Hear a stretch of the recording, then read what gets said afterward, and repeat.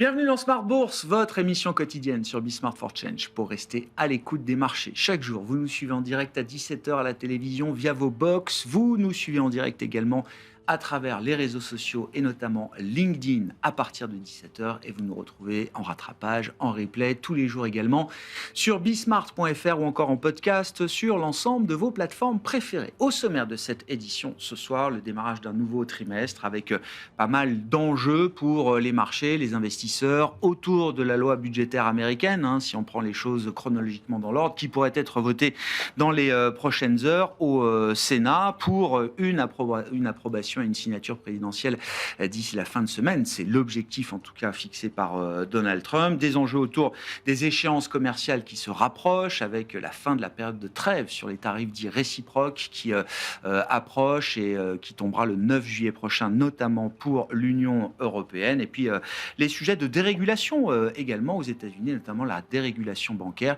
qui est en bonne voie désormais, là aussi, et qui devrait pouvoir progresser et se développer au cours de cet été. Les enjeux du trimestre sur les marchés, nous en parlerons bien sûr avec nos invités de Planète Marché dans un instant. Un enjeu spécifique toujours autour du dollar et de la volatilité des changes en général. L'euro-dollar a franchi 1,18 aujourd'hui. Nous sommes peut-être en route vers le niveau d'1,20. C'est en tout cas un objectif qui paraît tout à fait raisonnable et atteignable. Et c'est un des sujets de discussion des banquiers centraux réunis aujourd'hui, à partir d'aujourd'hui, à Sintra, au Portugal, à l'invitation de la Banque Centrale Européenne. Le vice-président de la Banque Centrale Européenne, Luis de Guindos, indiquait d'ailleurs à ce sujet de l'euro-dollar que 1,20 était un niveau tout à fait acceptable, mais qu'au-delà, cela pouvait commencer à poser des problèmes pour une banque centrale comme la Banque Centrale Européenne. Discussion à suivre donc avec nos invités dans un instant. Et puis dans le dernier quart d'heure de Smart Bourse, nous évoquerons les stratégies de diversification patrimoniale. Nous évoquerons notamment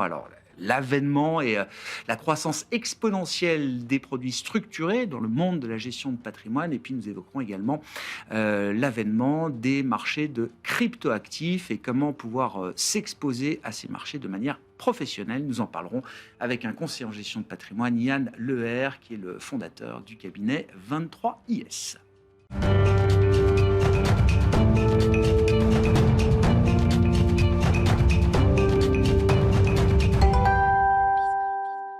Tendance, mon ami, chaque soir en ouverture de Smart Bourse, Pauline Gratel est avec nous et vous apporte les infos clés du jour sur les marchés. Bonsoir Pauline. Bonsoir. L'heure est à la prudence. Aujourd'hui, assez peu de prise d'initiative. Oui, les investisseurs ne prennent pas de risques en attendant de nouvelles informations sur les avancées des négociations commerciales entre les États-Unis et les autres pays, car la date butoir du 9 juillet approche. Il reste aussi attentif aux prises de parole de Jérôme Powell, Christine Lagarde et d'autres banquiers centraux à Sintra, au Portugal. À cette occasion, Jérôme Powell précise qu'il est trop tôt pour savoir si une baisse de taux serait ou non appropriée en juillet et s'en remet aux données qui seront publiées d'ici là. Dans ce contexte, on notera une petite baisse des grands indices actions aujourd'hui. Oui, aux États-Unis, les grands indices sont ouverts sans réelle tendance autour de l'équilibre. En Europe, les indices évoluent également sans tendance marquée. Le Stoxx 600 cède 0,5% au cours de la séance, tout comme le CAC 40 en France qui évolue aujourd'hui autour de 7650 points, soutenu par les valeurs du luxe. En tête, Kering et LVMH, tous les deux en hausse de plus de 3,5%. Au contraire, les valeurs de la défense comme Thales et Safran sont dans le rouge. Sur le plan macro, la semaine est marquée et sera marquée par différentes données autour de l'emploi américain, avec aujourd'hui l'enquête JOLTS qui a été publiée. Oui, l'enquête JOLTS du mois de mai qui recense les ouvertures de postes sur le marché du travail américain. Elle montre que le nombre de postes à pourvoir augmente avec 7,8 millions d'ouvertures. C'est supérieur aux attentes et le chiffre du mois précédent a été révisé à la hausse. Et puis des enquêtes de conjoncture également au programme et notamment l'ISM manufacturier américain pour le mois de juin. Oui, l'ISM manufacturier s'établit à 49 en juin après 48,5 en mai. En zone euro, on a aussi pris connaissance du PMI manufacturier pour le même mois qui s'affiche à 49,4, tout juste supérieur aux attentes et au mois précédent. Et puis l'inflation en zone euro, la première estimation pour le mois de juin a été publiée également aujourd'hui. Oui, elle ressort parfaitement conforme aux attentes. L'inflation progresse de 2% sur un an en juin et de 0,3% sur un mois. Dans sa version cœur, hors alimentation et énergie, elle est en hausse de 2,3% sur un un an et de 0,4% sur un mois. Que dire des équilibres observés sur les marchés obligataires aujourd'hui, Pauline? Le rendement américain à 10 ans évolue un cran en dessous des sommets récents, entre 4,20 et 4,25%. Le rendement allemand, de même échéance, est autour de 2,55%. Sur le marché des change, l'indice dollar est au plus bas depuis un an à 96,5 et l'euro-dollar est au plus haut depuis septembre 2021, au-delà de 1,18 aujourd'hui. Le dollar a d'ailleurs enregistré sa pire performance au premier semestre depuis 1973, avec une baisse de plus de 10%. Et puis sortez le popcorn, le match Donald Trump-Elon Musk repart de plus belle. Oui, les tensions se ravivent, ce qui fait chuter l'action Tesla de 5% dans les premiers échanges à Wall Street, alors que le Sénat examine toujours le texte de la loi budgétaire de Trump, auquel Musk est très opposé. Les anciens alliés se sont disputés par messages postés sur les réseaux sociaux. Trump a même dit que sans les subventions de l'État américain, Elon Musk aurait dû fermer boutique et retourner chez lui en Afrique du Sud. Et puis un mot d'une valeur mid-cap moyenne en France, Vision Group, l'ancien SES Imagotag qui voit son titre plonger de l'ordre de 9% aujourd'hui. Oui, parce que Walmart a cédé 3,9% du capital. Le géant américain a vendu 650 000 actions de Vision Group par voie de placement privé accéléré. Le prix représente une décote de près de 8% par rapport au cours de clôture d'hier. Quel sera le programme à l'agenda demain sur les marchés, Pauline? Les investisseurs prendront connaissance demain de l'enquête ADP sur l'emploi privé aux États-Unis pour le mois de juin et on regardera également le taux de chômage de la zone euro pour le mois de mai. Tendance, mon ami, chaque soir en ouverture de Smart Bourse, Pauline Gratel vous apporte les infos clés du jour sur les marchés.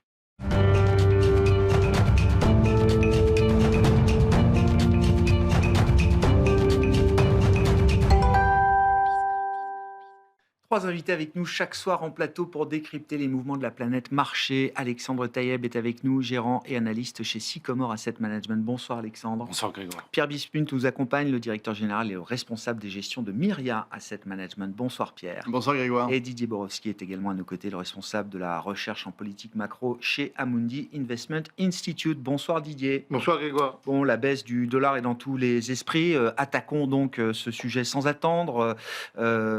Didier, Pauline le rappelait, le pire semestre pour le dollar depuis 1973, une baisse de plus de 10% face à un ensemble de grandes devises. Qu'est-ce qui fait baisser le dollar? Qu'est-ce qui peut continuer de faire baisser le dollar partant des niveaux atteints aujourd'hui? Est-ce que c'est une dépréciation conjoncturelle, cyclique? Est-ce que c'est plus profond que ça?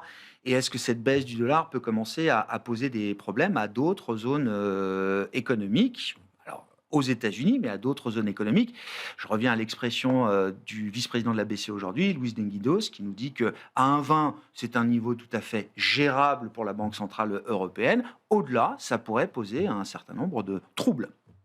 Alors, je crois que c'est ni cyclique ni conjoncturel, pour une simple raison, c'est que l'écart de taux d'intérêt favorise normalement le dollar à ce stade.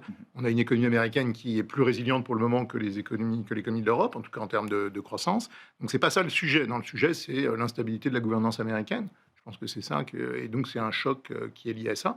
Un choc de défiance, d'une certaine façon, vis-à-vis des actifs américains. La chose intéressante à noter, c'est qu'il y a quand même des ruptures de corrélation qu'on a observées au premier semestre. D'abord, on a observé que quand, au premier trimestre, les actions américaines baissaient, le dollar baissait également. Oui. Et puis, quand elles se ressaisissent, il baisse aussi. Oui. Donc, ça nous dit quelque chose quand même de l'environnement. La baisse du dollar, elle est liée quand même à une volonté de probablement diversifier ses avoirs. Donc, c'est une forme de rééquilibrage des portefeuilles internationaux. Et probablement un rééquilibrage accéléré du côté des banques centrales et des fonds souverains. Ça, on le saura plus tard. Je ne serais pas surpris qu'on observe en fin d'année une tendance à la diversification en dehors du dollar, de ces grands fonds. Donc, ça peut aller plus loin, bien naturellement. Je crois que ça, c'est la fin d'une période où le dollar était structurellement fort et vu par les investisseurs internationaux comme une valeur refuge. Alors, il faut être très clair là-dessus. Ce n'est pas la fin du dollar en termes de... Je veux dire, il domine le système monétaire international, il va le dominer pendant encore probablement plus d'une décennie. Mais il y a quand même des signes d'écrêtement et de volonté de diversification de la part des investisseurs qui sont assez intéressants. Et ça, c'est lié à Trump spécifiquement? C'est la gouvernance de Trump? Non, mais ça dure le temps du mandat de Donald Trump? Ou est-ce je que crois c'est que c'est autre plus chose profond, encore? parce que le fait même que cette gouvernance puisse avoir lieu sans contrepoids, J'entends. etc., ça nous dit quelque chose de fonctionnement l'écosystème, du système fonctionnement des américain. institutions Ok. américaines. Il n'y a pas les contre-pouvoirs auxquels on aurait pu s'attendre pour bloquer certaines des mesures. Donc ça nous dit quand même quelque chose. Je crois que c'est beaucoup plus profond, beaucoup plus structurel. Et puis à côté de ça, il y a des valeurs qui sont évidemment éligibles à une appréciation parce que fondamentalement elles sont sous-évaluées, parce qu'elles représentent une part encore assez faible des réserves de change internationales. Et donc quand un investisseur très exposé au dollar cherche à se diversifier, alors il y a eu l'or qui a été le grand gagnant, Oui. bien Oui. naturellement, de la diversification, mais l'euro ou le yen peuvent faire partie en effet des devises qui attirent des investisseurs internationaux. Alors le yen, parce on retrouve des taux d'intérêt de façon un peu plus élevés, et il y a un potentiel d'appréciation assez significatif de notre point de vue, puis l'euro était sous-évalué. Alors maintenant, la question au-dessus de la communication, quel est le bon niveau? Ça, c'est un débat depuis la naissance de l'euro, quel est le bon niveau de l'euro? Là, 1,17, on est pile sur le niveau qui De prévalait à la naissance de l'euro. Mais c'est en un raisonnement en l'occurrence. termes nominal, donc D'accord. il est fallacieux. Oui. Mais c'est vrai que symboliquement, c'est le niveau de naissance de l'euro, et on peut aller très facilement à 25, à 30 sans souffrir. Alors le problème, c'est la vitesse de l'appréciation de l'euro. Si c'est une montée graduelle, ça pose pas de problème. Si c'est une montée très rapide, c'est plutôt des signes qui sont pas très vus de façon très positive par les banquiers centraux, parce que c'est des signes d'instabilité du marché des changes. Donc je pense que les propos récents visent à ancrer le fait qu'un 20, la BCE n'accueille pas ça bien et Qui donne un objectif, quoi, donne un d'une objectif. certaine Donc, de manière. notre point de vue, les 1,20, on va les atteindre. À ses risques et périls, on peut- parce que on peut même les dépasser. quand on ouvre la voie à un objectif, on peut le les marché va y aller. Oui. On peut les dépasser assez Ouais. facilement. Et puis il faut Oui, être c'est clair, ça. quand on parle de la compétitivité européenne, le sujet, c'est pas l'euro à 1,20, à 1,25. Le sujet, c'est le manque d'investissement, c'est la productivité, c'est beaucoup d'autres sujets qui font que l'industrie européenne, on s'est désindustrialisé, et l'industrie européenne a perdu des parts de marché. Donc c'est un autre sujet que l'euro, donc il ne faut pas se tromper de combat. Si la montée de l'euro, elle est le sous-produit d'une certaine façon, d'une appétence pour les actifs risqués européens, parce qu'on voit qu'il y a des changements de gouvernance qui sont en cours, parce qu'on voit que la Commission européenne fait des propositions sur l'union des marchés des capitaux, ce qu'on appelle maintenant l'union d'épargne et d'investissement, qui vont dans le bon sens. Ouais. Et c'est le cas du côté de la réforme de la titrisation qui est proposée, et c'est le cas du côté du label financier Europe, etc. Il y a des choses qui sont en train de se passer, il y a des choses qui sont en train de se passer du côté de la défense. Donc je pense que la perception par les investisseurs étrangers, c'est que la croissance européenne sera peut-être plus solide dans les années qui viennent. Et on le voit dans le niveau de l'euro. Le taux de change effectif de l'euro, par exemple, est au Oui, plus il haut s'apprécie un peu, aujourd'hui. mais On parle de la baisse du dollar, Oui, mais est-ce que je pense qu'il c'est à voir concomitamment avec ce qui se passe sur les classes d'actifs. C'est un re-rating probablement des actifs européens. Donc l'appétence qu'il y a pour les actions européennes de la part d'investisseurs basés en dollars, elle peut conduire mécaniquement aussi à une appréciation de l'euro. Donc je pense qu'il y a des stratégies de diversification de certains acteurs.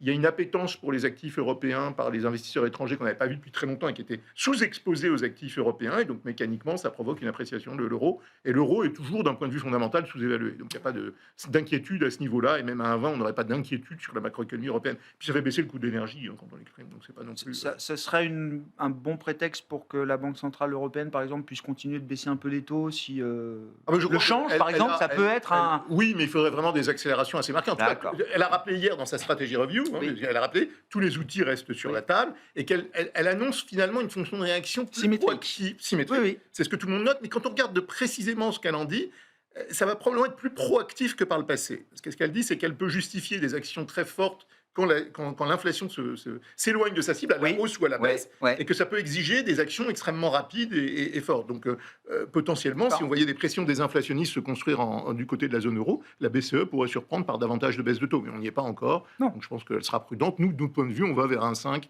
sur le taux de dépôt, donc encore 2 baisses de taux. Donc il y a de la place encore. Il y a un peu plus, un peu plus que ce qui est anticipé. Il y a de la place encore pour et les le change taux pourrait du côté de la zone participer euro. à accompagner ce mouvement de baisse de taux de la Banque Centrale Et puis, Européenne. ne pas oublier que s'il y a des perspectives d'appréciation de l'euro, du côté d'un investisseur basé en dollars, ça peut lui donner envie de jouer aussi les valeurs européennes parce qu'on a des fondamentaux de moyen terme qui s'améliorent. Bon, comment on gère cette situation sur le dollar là? Vos commentaires, votre analyse de la baisse du dollar, bien sûr, chez Sycomore AM, Alexandre, et puis comment on gère ça dans des portefeuilles multi-actifs?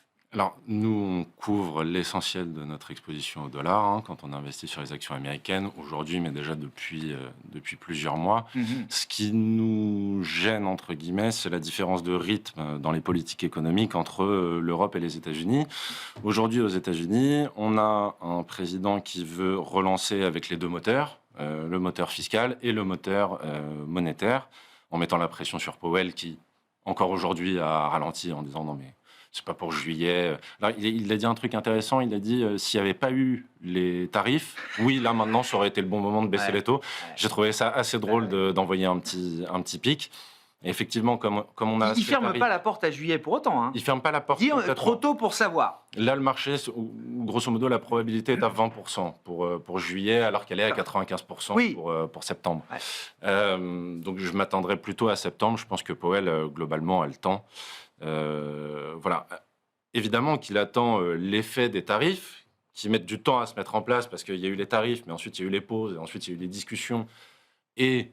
même si c'est un peu cousu de fil blanc ce qui va nous arriver en Europe le 9 juillet, on sait à peu près où ça va. Je pense que l'Europe qu'est-ce qui va nous arriver, en demande beaucoup. Alors, on devrait avoir les 10% minimum sur la plupart des produits. J'ose espérer que Trump lâchera du lest sur certaines exceptions. Il va regarder, je pense qu'en premier, les sujets de discussion, ça va être automobile, autoparts et acier et aluminium, sur lesquels on a des tarifs beaucoup plus élevés, donc entre 25 et 50%. Mais on n'est jamais à l'abri d'un Trump qui s'est mal levé et qui remet des tarifs pendant un accord intérimaire de 2 mois, le temps de laisser passer l'été. Donc je reviens sur le dollar. La raison de la baisse du dollar, une des raisons de la baisse du dollar aujourd'hui, à mon sens, c'est qu'on a un déficit qu'on prévoit à 9% dans les années à venir, d'autant plus si le Big Beautiful Bill passe, et que donc personne ne veut des treasuries aujourd'hui. À mon sens, c'est une des explications, c'est que personne ne veut des treasuries aujourd'hui. Et ce qui va faire revenir, à mon sens, le dollar, c'est justement probablement la déréglementation bancaire qui leur permettra d'être acheteurs en dernier ressort de treasuries. Et on sera confiant dans l'idée qu'ayant libéré de l'espace dans les bilans des banques pour acheter des treasuries, que ces banques américaines, qui restent quand même des entreprises privées, feront le choix d'aller acheter des treasuries au moment où il faudra. Ah, je pense,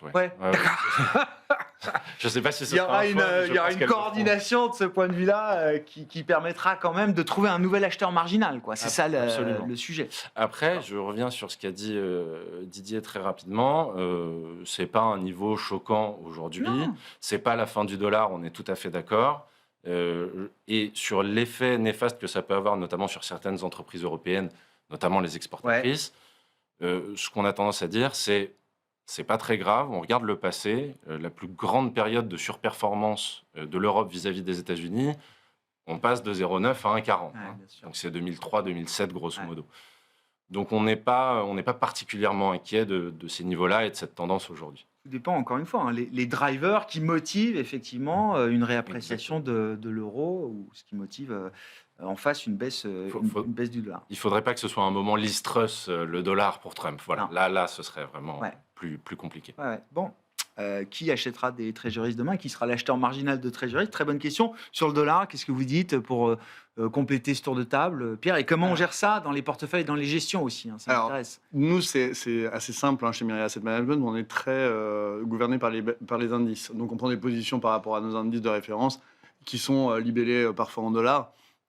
Donc, on va naviguer en fait sur l'exposition. En revanche, quand on investit, à la différence de Sycomore, quand on investit sur les actions américaines, on les prend normalement avec le risque de change. Sans couverture de risque de change. Sans couverture de risque de change. Et sur les obligations, tout dépend si c'est de l'émergent ou c'est plutôt couvert, ou si c'est du high yield américain où on est libellé en dollars. Mais en même temps, on navigue sur le poids. Moi, j'ai plutôt l'impression que le dollar, ce sont des cycles, et que là, si on regarde le cycle, en 2019, moi, je me souviens d'avoir une très belle année 2019 en étant plutôt sous-exposé dollar, que j'ai eu 4 ans très très durs entre 2020 et 2024, que là je respire en étant plutôt sous-exposé dollar, et que quand je regarde les dynamiques, en fait la croissance américaine flanche alors que la croissance européenne est toujours aussi molle. On voit que l'euro a vraiment bondi par rapport au yen aussi ce mois-ci, donc le Japon, de toute façon, c'est plutôt, on va dire, plus encourageant parce que les taux montent. Il y a un tout petit peu d'inflation, mais bon, c'est quand même un pays structurellement déflationniste, toujours. Voilà, ça va mieux en Europe qu'au Japon, on va dire, mais parce que c'est peut-être plus prévisible sur la zone euro. Donc moi, j'ai quand même l'impression que c'est un cycle, et que prenons ce qu'il y a à prendre, parce que c'est vrai que c'est plutôt sympathique quand le dollar baisse. On a un rebond des actions américaines, on n'a finalement aucun impact Alors, sur... on a un rebond des actions américaines sur la deuxième partie du semestre. On voyait le dollar baisser. Concomitamment. On a vu le dollar baisser début avril une grosse accélération. pendant Liberation Day, et il n'y a pas que le dollar qui baissait. Et les actions les obligations américaines baissaient de concert. Ouais, mais grosse accélération depuis Liberation Day. Et on a vraiment... En fait, une fois qu'on a eu le point bas, on a vraiment eu le dollar qui Donc la baisse du dollar, maintenant, ça devient risk-on pour les actions américaines. Moi, j'ai l'impression que c'est un soutien majeur. Non, mais Après, ce qui est rigolo dans ce marché, c'est que, de toute façon, c'est ça qui est passionnant dans notre métier, je trouve, c'est que on a des forces en présence qui ne sont pas cohérentes. On a effectivement une baisse du dollar qui correspond un peu à l'equity d'un pays. Donc c'est vrai que c'est pas bon signe pour les États-Unis, mais en même temps, on a, alors que ça c'est contre toute attente, les taux américains, notamment à 10 ans, une courbe qui s'aplatit alors qu'il y a quand même de Big Beautiful Bill Bill qui arrive. et les tarifs. Donc ça veut dire quand même que le marché se dit que bon, les tarifs c'est fini. Enfin, à mon avis, c'est comme les répliques lors des attentats. Et ben là, on est vraiment en réplique et ça va être un tout petit effet quoi qu'il se passe. Et on a les marchés actions américaines qui là caracolent en tête. DeepSeek dont on a commenté en janvier se finit. On est vraiment au plus haut sur Broadcom, sur Nvidia. Et on a la tech américaine qui recommence à bondir. On a vraiment... Et là, franchement, on a des niveaux de valorisation sur les actions tech qui sont stratosphériques. Et on a, encore une fois, une force d'un marché qui profite de la baisse du dollar avec ses champions. Donc, c'est vrai que ce n'est pas très cohérent.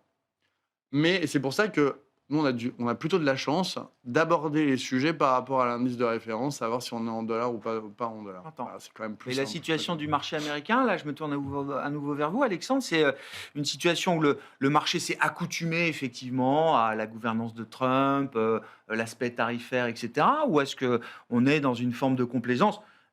Il faut juste en avoir confiance. Après, on peut rester pragmatique et c'est vrai que le momentum semble revenir en faveur des actions américaines. Mais est-ce qu'on atteint des niveaux de complaisance où tous les risques ne seraient pas forcément bien anticipés ? Je ne sais pas si c'est de la complaisance.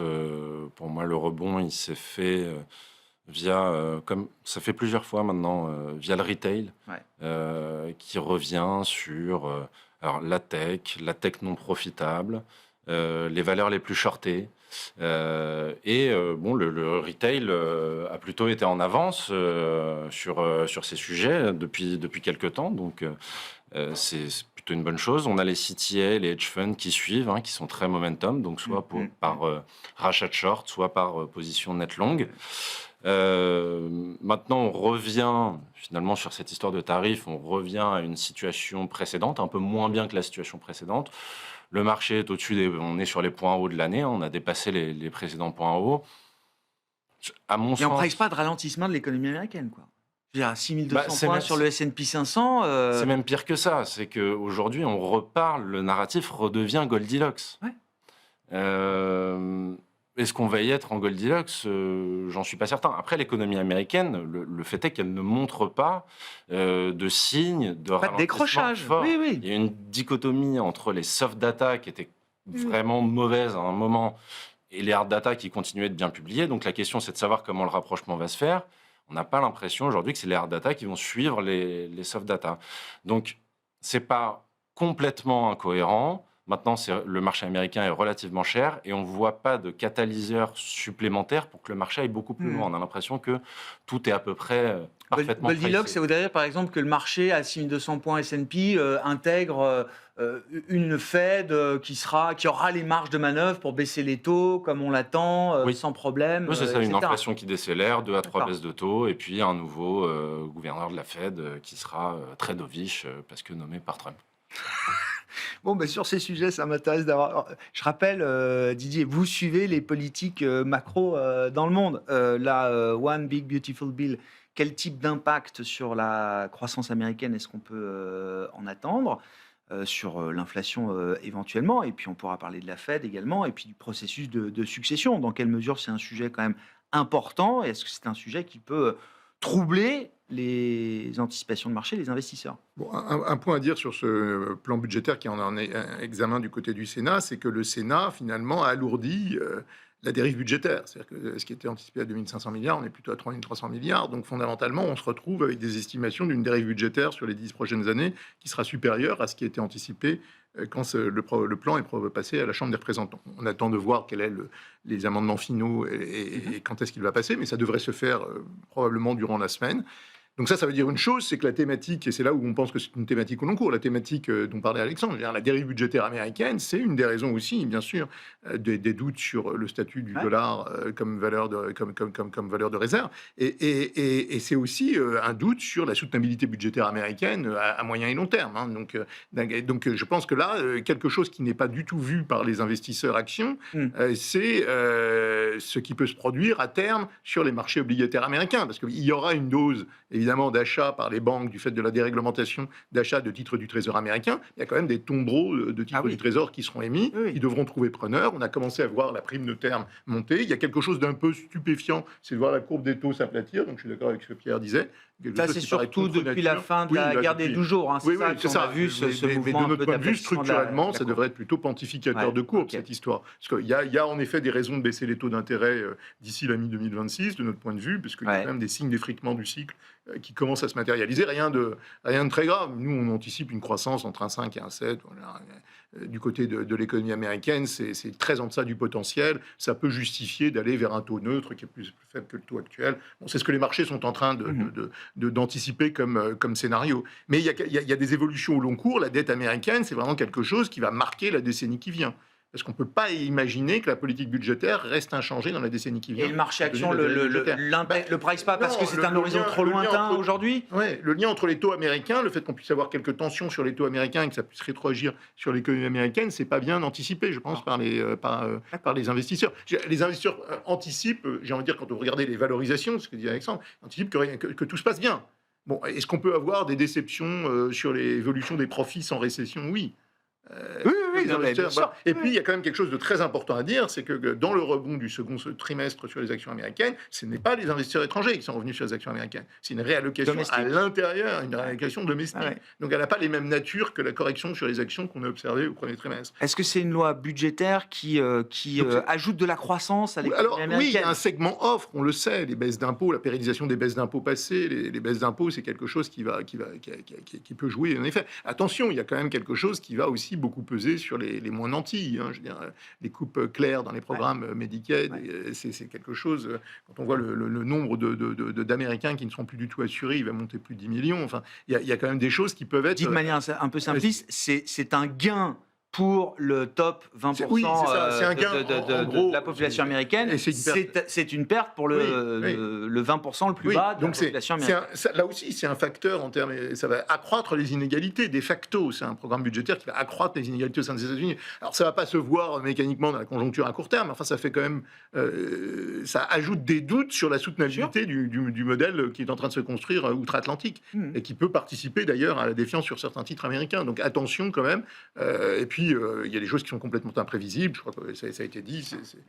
La politique tarifaire, on peut encore être surpris et pas forcément pour le bien. Donc attention à ça. Sur l'inflation, je pense qu'on aura quelques hausses de prix parce que mécaniquement, la hausse des tarifs douaniers couplée à la baisse du dollar, quelques hausses de prix dans les mois qui viennent. Mais rien qui remettra en cause la trajectoire de la Fed. Je pense pas, parce que je pense que ce qui l'emportera, c'est les signes d'effritement du cycle. Donc la Fed prend le risque d'être en retard, là. Oui, mais elle peut réagir beaucoup plus vite après. Le risque d'être en retard, septembre, c'est ce qui est anticipé, ça nous paraît tout à fait rationnel. Nous, on n'a pas changé notre fusil d'épaule, 3 baisses de taux d'ici la fin de l'année, et puis on entend même encore plus de baisses. Oui, ça continue en 2026, oui, tout s'arrête pas au 31 décembre. Oui, bien sûr. Bon, mais sur la Fed, la succession de Powell, ça m'intéresse aussi, au-delà du carnet People, de savoir qui, le profil, la manière de faire. Mais juste sur l'économie américaine, il y a quand même un... Je pense au scénario boucle d'or qui est en train d'arriver. Mais en même temps, c'est un peu normal parce qu'on a l'impression que l'économie américaine, chaque fois qu'il y a une bêtise de fait, elle est sauvée. Elle est sauvée par la baisse du pétrole, elle est sauvée par la baisse du dollar. C'est absolument incroyable. Et franchement, il y a quand même cette manière de réancrer les anticipations de manière extrêmement basse avec les tarifs. Donc tout le monde a coupé d'un coup et drastiquement ces prévisions de croissance. Je crois qu'on est parti avant les tarifs. À 3 ouais, oui. là, on est entre 1,5 et 1,7, Ouais. tranquille. On a un premier trimestre qui est absolument délétère, hein, vraiment un truc auquel on ne s'attendait pas, un truc aussi bas avant même l'entrée en vigueur des tarifs. Donc on a tous des anticipations extrêmement basses et à chaque fois, il se passe un truc. Donc là, c'est la baisse du dollar et la baisse du pétrole. Qui fait que l'économie américaine repart de l'avant et les marchés. Alors, autant les marchés, c'est vraiment une somme prod, on va dire, des capitalisations boursières. Donc, il faut vraiment faire attention à ce qui tire les marchés. Mais c'est vrai qu'on a quand même une structure des marchés financiers américains qui sont vraiment extraordinaires. En téflon, quoi. Ouais, à chaque fois, il y a des titres qui baissent. Tesla, ça se voit pas du tout, la volatilité de Tesla paraît-il que c'est un marché extrêmement concentré, on devrait le voir. Pas du tout. En fait, c'est vraiment... La performance s'est quand même reconcentrée, là, dans le rallye américain des dernières semaines, du deuxième trimestre. Même les c'est quand même solémides reviennent. Donc, franchement, on a vraiment une structure de marché qui est encourageante. Donc, Trump a l'art de recréer du potentiel de surprise positive. Moi, je crois pas. Moi, je crois qu'en fait, le marché, c'est que Trump écoute, à mon avis, le marché. Et justement, je pense que c'est l'inverse, c'est que Trump ne fait pas le marché, c'est le marché qui fait Trump. Ouais, qui encadre Trump. Et nous, on était vraiment sûr qu'à moins 20 sur le Nasdaq, il allait faire marche arrière. Et là, on a face à nous des surprises, un risque de surprise positive encore sur l'économie américaine, sur le marché américain. En tout cas, est-ce qu'on a des surprises négatives à attendre? Moi, je ne crois pas du tout. Vraiment, même une guerre contre l'Iran, ça n'a rien fait. Moi, j'ai vraiment l'impression et le truc important sur les banques centrales, et je ne sais pas pourquoi plus personne n'en parle, mais le truc important, c'est la réduction du bilan de la Fed. On parle tous des treasuries, mais la réduction du bilan de la Fed, elle est énorme. Et donc, qui doit acheter des treasuries, des la Fed treasuries? alors ça va être parfait, ça. Mais non, mais ça a déjà été fait. Mais en fait, il y a vraiment un avant et un après 2008. C'est la feuille de route du successeur de Jerome Powell. Mais acheter des treasuries, quoi qu'il arrive. Mais non, pas quoi qu'il arrive, en cas de problème. Et franchement, avant 2008 et après 2008, je pense que les outils mis à la disposition des banquiers centraux sont tellement atypiques et tellement énormes que c'est pour ça que les crises se résolvent hyper rapidement. À 2008, on a mis quand même très longtemps à s'en remettre. Voilà, franchement, le Covid, quelques mois. 2022, une récession qu'on n'a jamais vue un passé. Mais là, on est sur des chocs, des facteurs exogènes qui impliquent une réaction des banques centrales. Si c'est pour financer le déficit américain qui va à 9%, je ne sais pas comment le marché le prendrait, pour dire les choses. Non, mais effectivement, mais est-ce que ça va être le cas? J'en sais rien. Est-ce qu'il va y avoir une alternance politique? Probablement.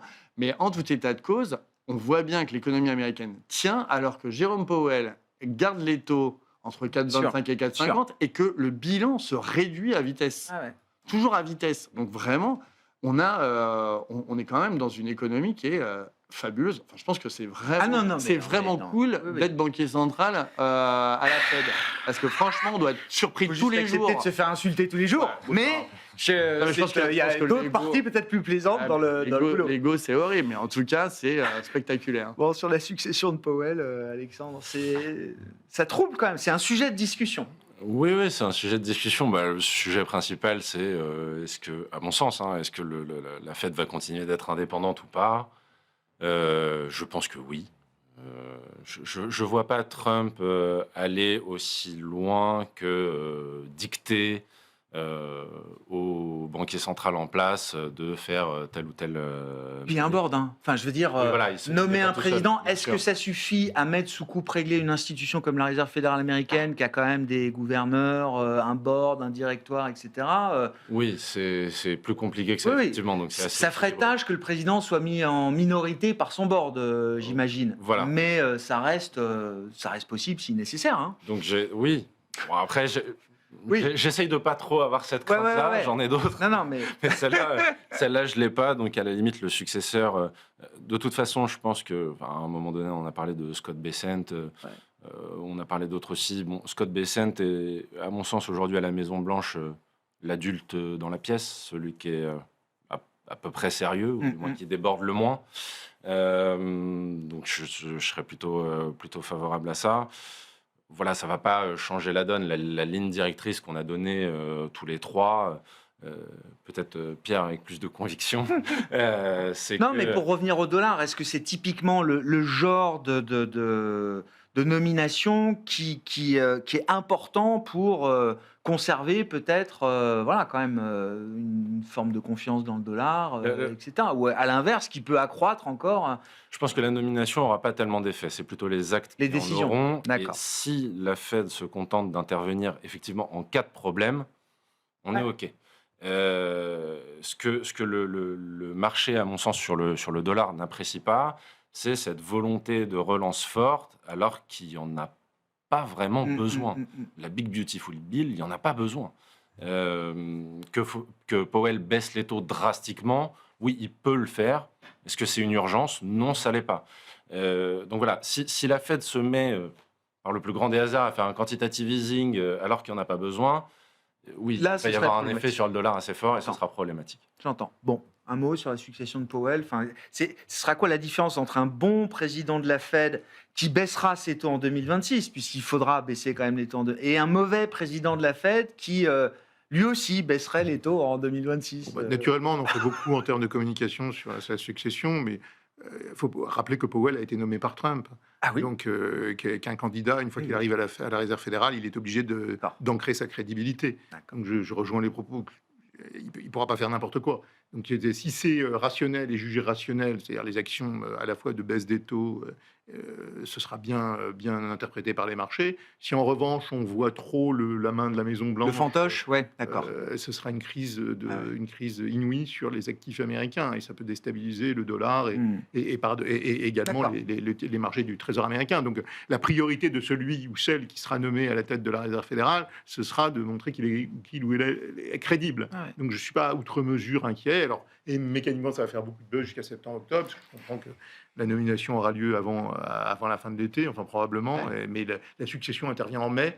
Donc évidemment, cette période intérimaire où on aura deux paroles, c'est-à-dire le successeur est quelque chose qui peut faire, qui est pas très bonne, hein, si jamais celui qui est prêt à succéder ne tient pas le même discours que le gouverneur en poste de la Réserve fédérale, ça peut... comme une manière de faire qui montre qu'on est prêt à aller loin pour saper quand même la parole d'une institution, quoi. Oui, mais encore une fois, même si ça n'a pas d'effet démesuré. Il y a ce que Donald Trump dit et il y a ce qu'il fait. Je pense qu'il sera aussi conseillé sur le fait que ce serait contre-productif pour lui-même d'avoir une réserve fédérale qui perd sa crédibilité. Ouais. Parce que c'est un des éléments. Lui aussi en serait perdant. Mais bien sûr. Ouais. Mais bien sûr.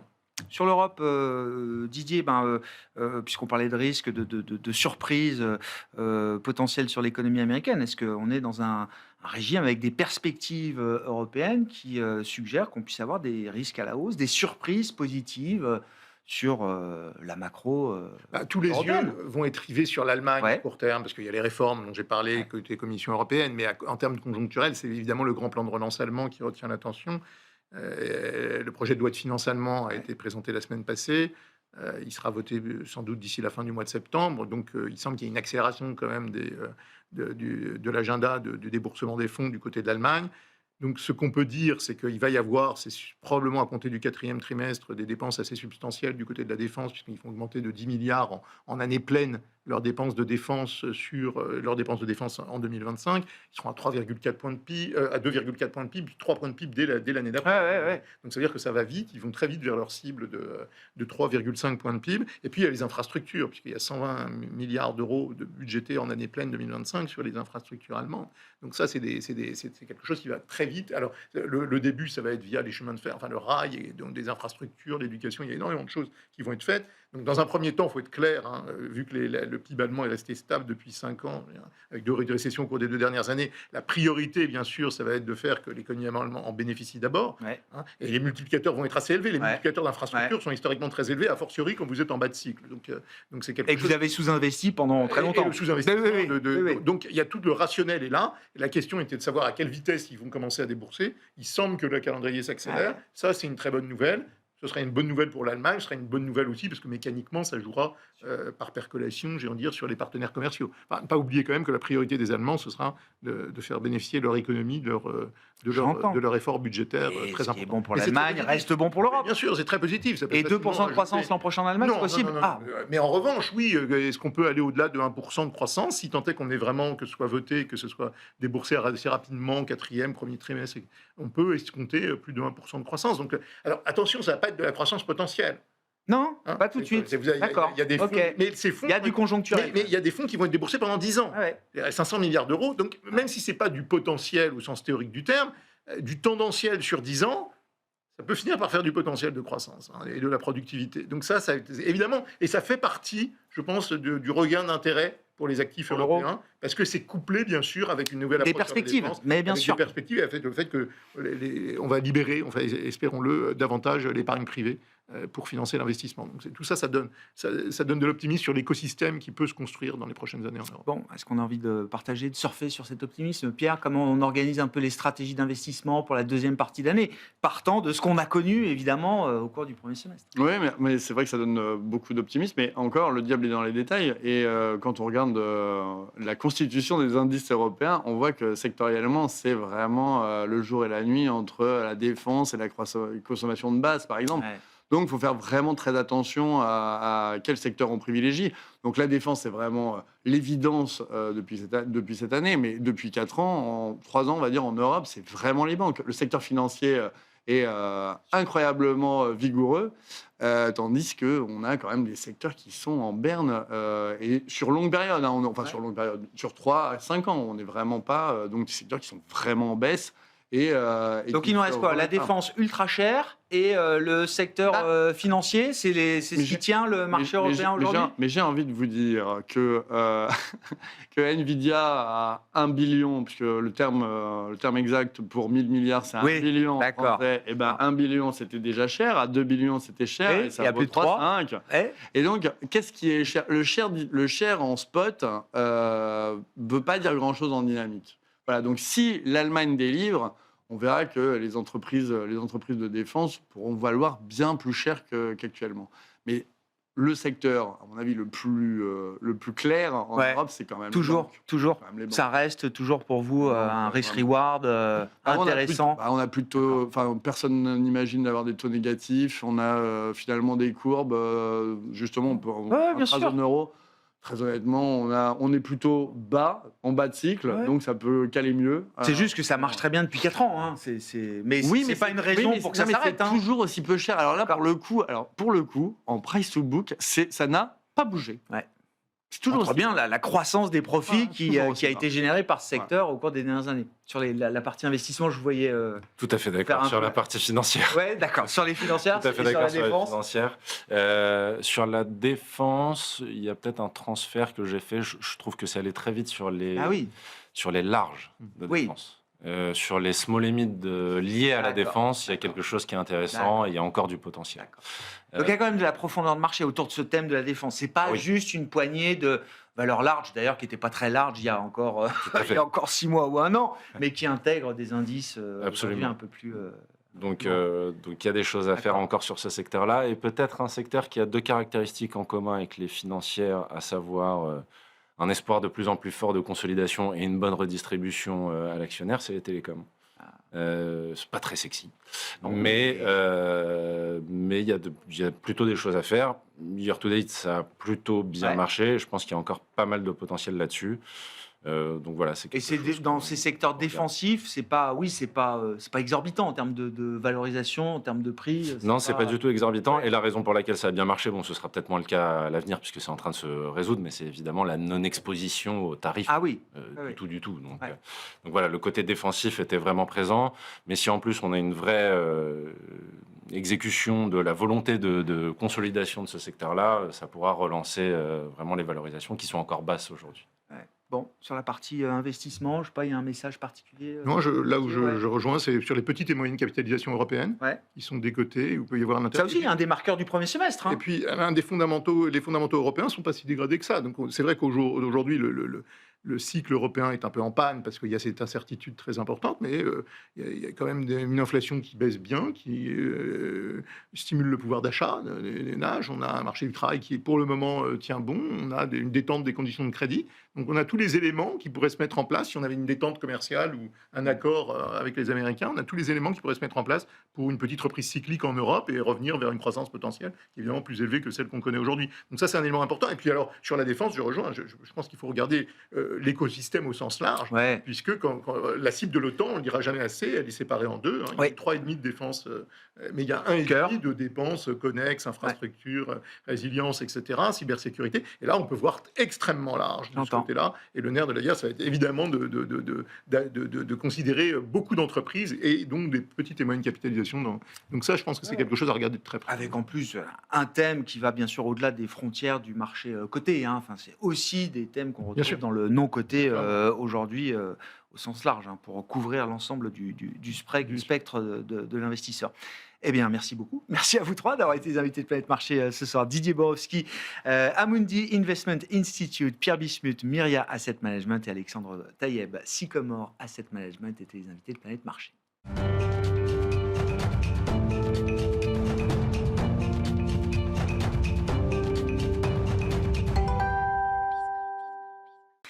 Le dernier quart d'heure de Smart Bourse, chaque soir, c'est le quart d'heure thématique. Le thème ce soir, c'est celui de la stratégie patrimoniale et de la stratégie de diversification patrimoniale même.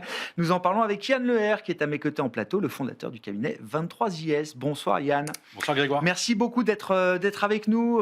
Un mot de ce cabinet que vous avez fondé récemment, qui est un cabinet de conseil et de stratégie en gestion de patrimoine. Un mot de votre parcours aussi, de l'expérience accumulée pendant 2 décennies et plus dans des salles de marché de grandes banques d'investissement ou de fonds de gestion alternative, comme on dit. C'est ça, Yann, à structurer à la chaîne des produits et à traiter. Non, oui, une expérience assez riche sur les marchés financiers. En fait, une dizaine d'années en banque d'abord, en trading et en structuration à Paris et à New York. Et puis une expérience plus en gestion d'actifs, mais sur des actifs alternatifs, comme vous dites, type hedge fund. Avant de monter mon cabinet, donc 23IS, qui fait du conseil en gestion de patrimoine, conseil en investissement financier, mais avec une forte, un fort ADN en fait sur l'investissement. Donc c'est vraiment la valeur ajoutée qu'on a proposée aux clients. Ça m'intéresse. On va parler de vos sujets, mais comment vous avez fait choix de basculer dans le monde de la gestion de patrimoine et y observer le marché, j'imagine.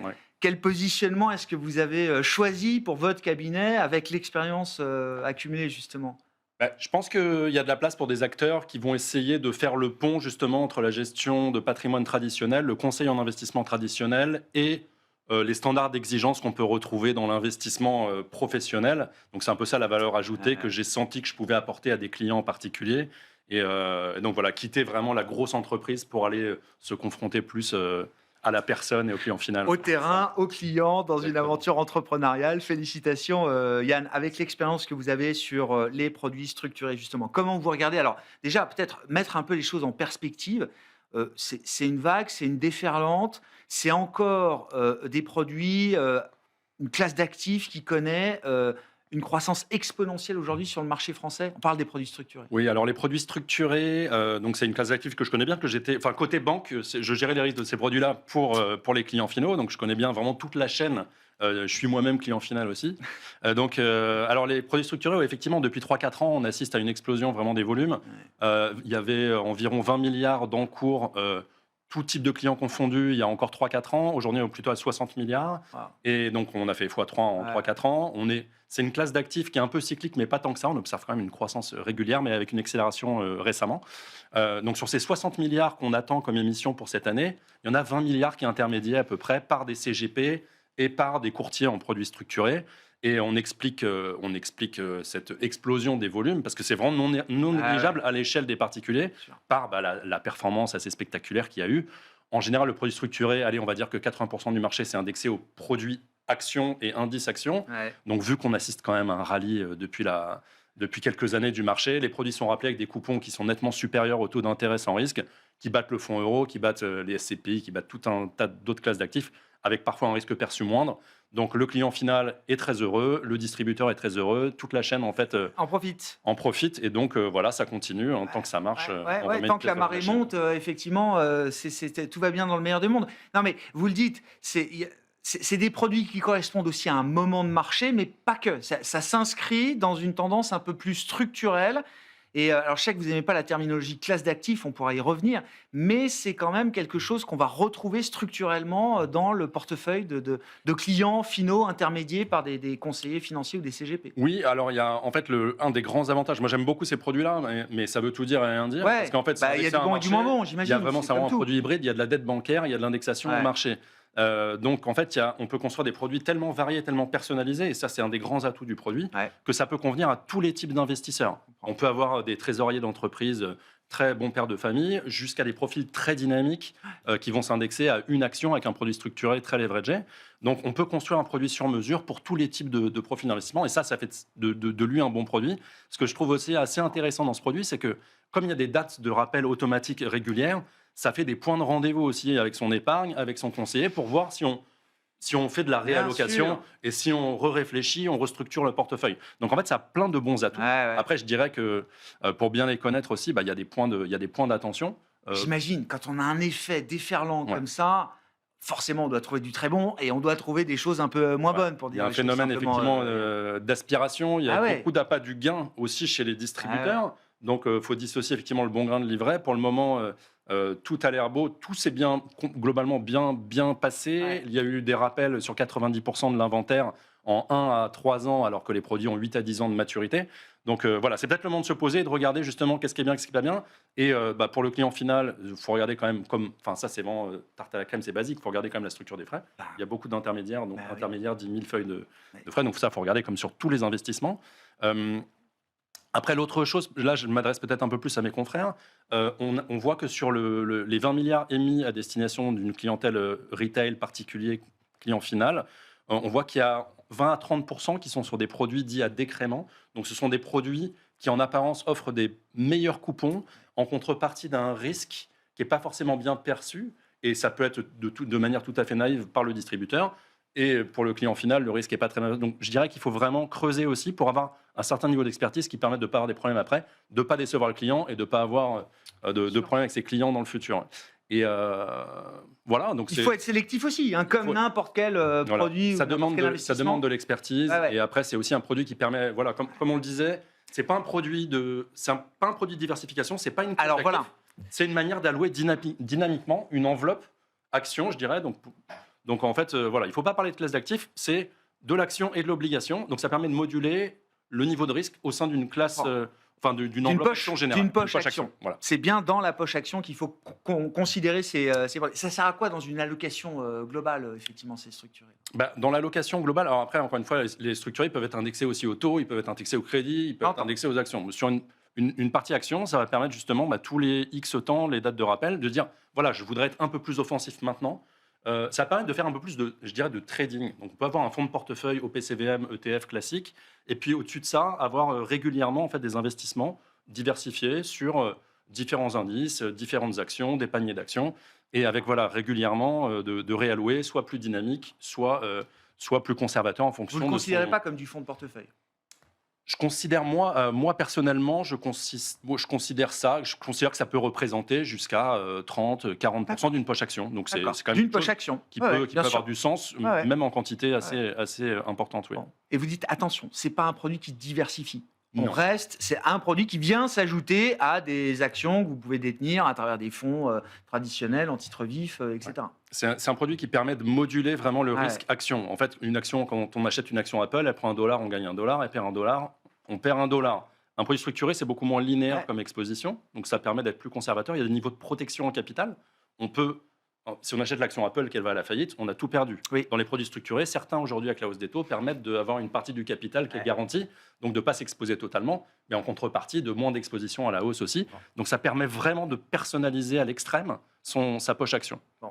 Si les taux étaient amenés à baisser, je ne sais pas, les banques centrales baissent un peu les taux, est-ce que ça change les paramètres justement de ces produits, un peu, beaucoup, pas tant que ça? Le taux, c'est un des paramètres importants, mais c'est surtout les taux d'intérêt, ça va permettre de mesurer la quantité de protection en capital qu'on pourra mettre, le pourcentage de capital protégé. Après, les sous-jacents, à taux très bas, il y avait énormément de structurés qui étaient émis, à taux importants, il y a eu énormément de structures émises et bizarrement de même nature, avec pas nécessairement plus de garantie en capital. Si les produits structurés ne doivent pas être utilisés comme des outils de diversification, comment on diversifie son allocation et l'allocation un peu traditionnelle? J'ai des actions, des structurés dans ma poche action et puis une poche taux, généralement, là aussi, qui peut être conséquente. Comment on se diversifie partant de là, Yann? C'est là que c'est bien. Donc, chez 23IS, on a vraiment cette approche holistique. Je vais vraiment creuser. Moi, ça, c'est mon ADN et c'est mon expertise d'aller creuser, faire des due diligence vraiment sur tous les produits, être au fait de tout cet écosystème d'investissement potentiel du marché, des actifs les plus basiques, ETF, S&P, à, les droits musicaux qui sont aussi quelque chose d'assez intéressant. Donc voilà, on voit plein de manières d'investir et de diversifier. Et pour nous, la diversification, c'est pas juste un mot, c'est pas un nombre de lignes dans le portefeuille, c'est la théorie de Markowitz qui a été nobelisée en 1990, c'est des matrices de corrélation qui sont dynamiques. Donc, c'est vraiment quelque chose qu'on a théorisé et c'est une approche scientifique. Donc, aujourd'hui, comme on dit, le produit structure action, il est corrélé au marché action. Donc, c'est pas un produit de diversification. Très clair. On parle beaucoup de cryptocurrency, c'est aussi l'autre, là, pour le coup, classe d'actifs à la mode. Ça permet de la diversification. Ouais. Jusqu'à il y a 3-4 ans, il y a absolument zéro corrélation entre les actifs traditionnels, taux, equity, et le Bitcoin. Là, ça, c'est un tout petit peu financiarisé. Donc, on a des niveaux de corrélation autour de, je parle du Bitcoin, là, 30-40% à peu près. Avec le marché d'action? Oui, ça reste à peu près... on peut considérer que c'est une classe d'actifs de diversification. Ça garde un pouvoir diversifiant. Ça a un pouvoir diversifiant qui va évoluer dans le temps et qui nécessite d'être réévalué régulièrement. Ouais. Mais effectivement, il a montré à la fois le crypto-actif, la classe d'actifs crypto a montré son pouvoir diversifiant et elle a un niveau de maturité aujourd'hui qui me fait penser que ça a sa place dans des portefeuilles d'investissement. Pour le matheux que vous êtes, Yann, pour dire les choses simplement, effectivement, oui, les cryptoactifs, le Bitcoin étant l'emblème le plus important, la figure de proue, ont acquis cette maturité, on a suffisamment de données, d'historique pour comprendre justement les mouvements de ces actifs-là, en tout cas, et les mouvements et les corrélations que ces actifs-là peuvent entretenir avec d'autres classes d'actifs. Alors, on a suffisamment d'historique pour se dire que c'est un actif qui est là pour durer. Alors, le Bitcoin, vraiment, c'est le premier actif qui nous a familiarisé avec la blockchain. Aujourd'hui, il est considéré par certains pays, certains gros institutionnels comme une réserve de valeur. Plus personne ne peut dire aujourd'hui que le Bitcoin, il y a des chances qu'il aille à zéro parce qu'il est adossé à aucun actif. Non, il est utilisé comme une réserve de la même manière que l'or peut être utilisé. Donc lui, il représente 2/3 du marché. Donc c'est vraiment le gros... le flagship, quoi. Voilà, c'est le flagship, exactement. 2/3 d'un marché, 2000 milliards à peu près de dollars sur cet actif-là. Et puis, il y a tout l'écosystème autour qui peut avoir des dynamiques un petit peu différentes, mais dans tous les cas, avec une dynamique quand même de croissance sur le Bitcoin, qui lui, en plus, a l'effet de rareté, avec les 21 millions maximum. Mais tout l'écosystème autour, avec la blockchain Ether, qui est vraiment l'endroit pour les smart contracts, même s'il y a de la concurrence. Il y a toute une infrastructure qui est en train de voir le jour autour de ces actifs crypto. Il nous reste moins d'une minute. Yann, comment on s'expose à ces marchés-là de manière professionnelle, pour le compte de vos clients? C'est-à-dire pas être dans le trading, dans le spiel, etc. Qui peut être une façon d'aborder ces marchés. Mais quand on veut le faire dans un cadre professionnel sécurisé, comment on fait? Je dirais que là, il faut penser diversification et il faut déléguer surtout. Je pense que les gens à qui on s'adresse, moi, la clientèle plutôt chef d'entreprise et profession libérale, n'a pas le temps de s'occuper de ça. Il faut déléguer, il faut être diversifié. Le Bitcoin, c'est bien, l'Ether, c'est bien. Il y a d'autres choses. Donc, il faut s'exposer à l'écosystème. C'est pas toujours facile pour nos distributeurs aussi, puisque les Français aiment beaucoup l'assurance vie, mais on peut mettre aucun de ces produits en assurance vie française. Avec le Luxembourg, c'est tout à fait légal. On peut mettre beaucoup plus de choses.